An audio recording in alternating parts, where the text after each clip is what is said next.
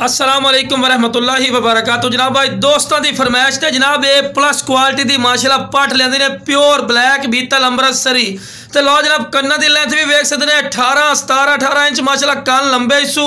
तो बहुत ही out class चीज़ बिल्कुल चमकदार पशम चिने और तोता फेस ए जनाब इन्हें 100-120% वाली चीज़ है। जो लोग आते ना लाख रुपये वाली चीज़ है आँदी ने तो मुँह धुंदी ने कोई चौगी छिग्गी नहीं जनाब। उचाई भी दस भी 39 तो 40 इंच इंशाल्लाह कन्फर्म करते पिया कंड तिकर माशाल्लाह चीज़ चेक कर सकते हैं।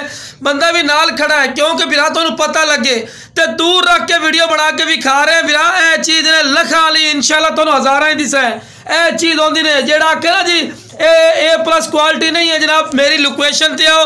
मेरी लोकेशन है लुटन शहर जिला बिहाड़ी लुटन मेन अड्डे ते UPL बैंक और PSO पंप के सामने।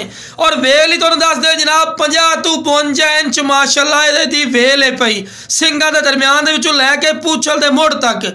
और जनाब बहुत ही चीज़ A+ ने और गब्बड़ भी है पी जनाब जिन्हें को लियांदी है जनाब वो दसते पे जनाब एक क्रास भी है महीने तो 1.5 महीने की। तो जनाब शौक रखना तो बिरा जो शौक रखो टैडी तो अगले लवन का फायदा नहीं होता। कोई पॉइंट कम है जनाब तुसी सानू कॉमेंट बॉक्स दसो भी फौजी भाई फलाना जन्ना ते कमी है पई।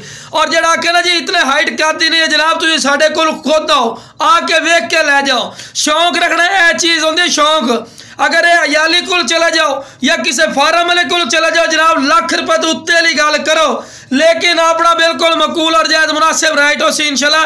तो शौक रखना मैं बार बार गल कर रही हूँ यो शौक रखो।